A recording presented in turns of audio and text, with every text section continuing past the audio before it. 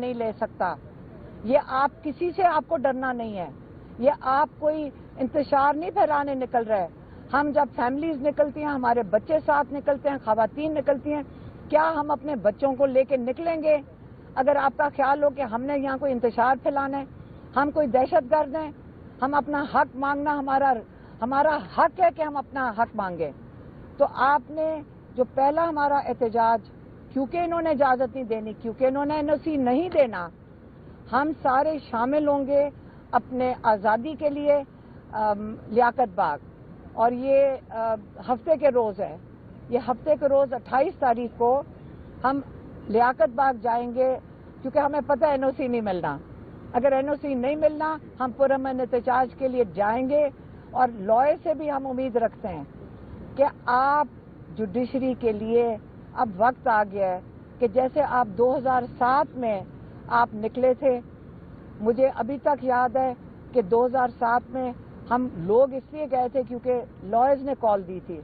ہم high court میں گئے، وہاں پہ شیلنگ ہو گئی، ٹیئر گیس شیلنگ ہوئی، اور وہاں پہ ہم ساتھ موجود تھے لائرز کے ساتھ.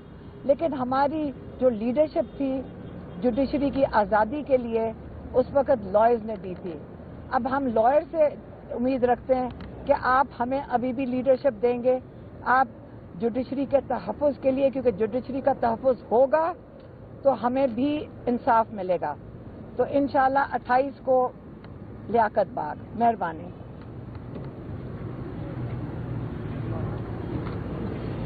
السلام علیکم پاکستان. جیسا کہ آپ کو معلوم ہے کہ ہفتے والے دن انشاءاللہ پاکستان تحریک انصاف کا ایک بہت بڑا جلسہ، جس کی درخواست آلریڈی دے دی گئی ہے لیاقت باغ کے لیے. اگر وہ نہ ہوا تو عمران خان کے کلیئر ورڈز ہیں کہ وہ جلسہ احتجاج میں بدل جائے گا.